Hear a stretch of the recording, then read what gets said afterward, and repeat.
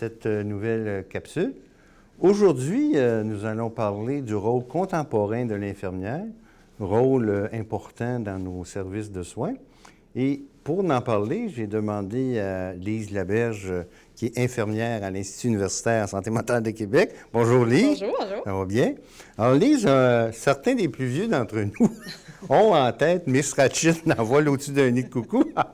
Toi qui as quelques années d'expérience, c'est quoi l'évolution de l'infirmière? Alors, j'espère qu'en quelques minutes, je vais être capable de changer ta perception parce que ça évolue beaucoup, les infirmières. Les soins infirmiers ont évolué beaucoup, en même temps que, évidemment, la médecine, les connaissances au niveau de la médication, au niveau du rétablissement, etc.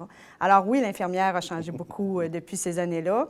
Je dirais qu'aujourd'hui, l'infirmière, le cœur de la pratique infirmière, surtout en santé mentale, c'est la relation avec la personne. Dans le fond, c'est la rencontre de deux êtres humains, hein, et d'un accompagnement pour permettre à la personne de développer le meilleur de son potentiel, tout en considérant qu'elle vit avec une maladie, donc elle a besoin de soins, d'accompagnement, de certains conseils pour l'aider peut-être à réaliser davantage ce qu'elle est profondément. Pour aider les infirmières contemporaines, vous avez produit un petit guide pour les assister. Oui. Alors, c'est ça, ce défi-là d'entrer dans la pratique contemporaine, ça nous préoccupe depuis longtemps. Avec l'évolution rapide des connaissances, autant au niveau de la médication, du diagnostic, oui, mais aussi au niveau de l'approche psychosociale, ça oblige les infirmières à aller rapidement et à revoir leur rôle. Ne serait-ce que de penser qu'on le soigne de moins en moins à l'hôpital, de plus en plus dans la communauté. Alors ça nécessite des compétences. Alors, ce qu'on a fait, nous, dans les dernières années, c'est qu'on a développé un document qui s'appelle « La pratique contemporaine des soins infirmiers en santé mentale et psychiatrie ». Et on a essayé de définir à travers 6 axes principaux qu'est-ce que c'est la pratique contemporaine. Alors, il y a 3 axes qui concernent l'activité réservée d'être infirmière. Puis il y a 3 axes qui concernent plus un champ commun qui parle de la relation thérapeutique, de la continuité des soins puis l'amélioration continue. Si je reprends rapidement au niveau des activités plus réservées à l'infirmière, qui est sa contribution particulière, dans le fond, c'est que l'infirmière, au cœur de sa pratique, elle va faire de l'évaluation de la condition santé physique et mentale.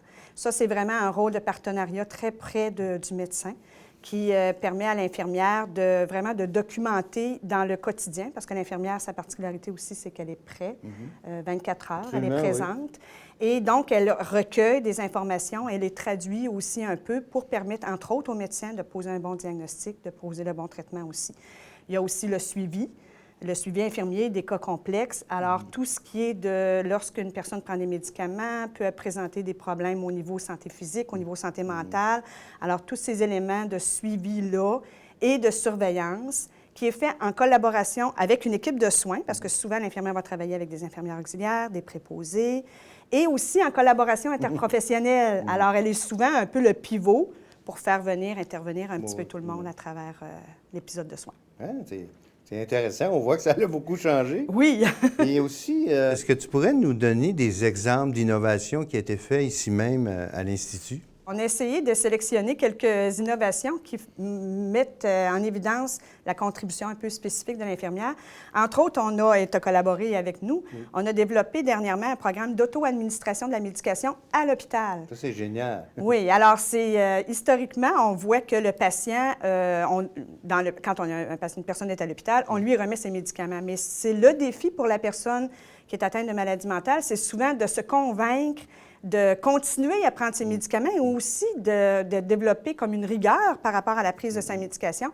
Alors, nous, ce qu'on dit, c'est, bien, on va profiter du fait qu'on est à l'hôpital, prends ta médication, on va t'aider. Alors, on va savoir les difficultés que tu risques de rencontrer quand tu vas te ramasser tout seul dans ton appartement où tu n'auras plus personne là, pour te faire penser, etc.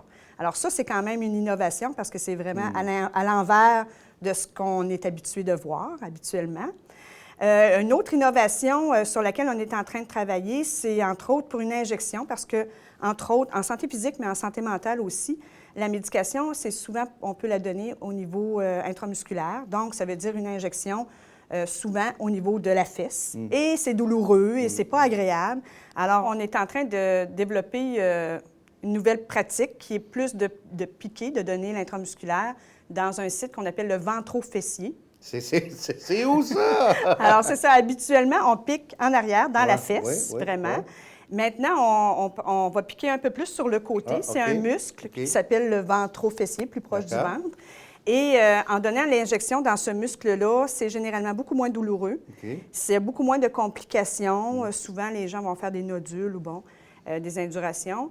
Et c'est plus confortable aussi là, comme méthode là, pour que la personne, c'est moins dérangeant là, de se faire piquer un peu plus sur le côté. OK. Donc, Alors, on peut vraiment nous montrer nos fesses à l'infirmière? ben, disons que c'est moins. On pense que ça peut être moins dérangeant pour la D'accord. personne. Ben en tout oui, cas. Oui. effectivement. Ah, c'est Ouais. des projets très, très intéressants. Oui. Il ne me reste plus rien qu'à te remercier. Alors, merci beaucoup de t'être déplacé puis de nous offrir ton expertise si généreusement. Ça me fait un grand plaisir. Tu es très gentil, puis bonne journée. Merci beaucoup.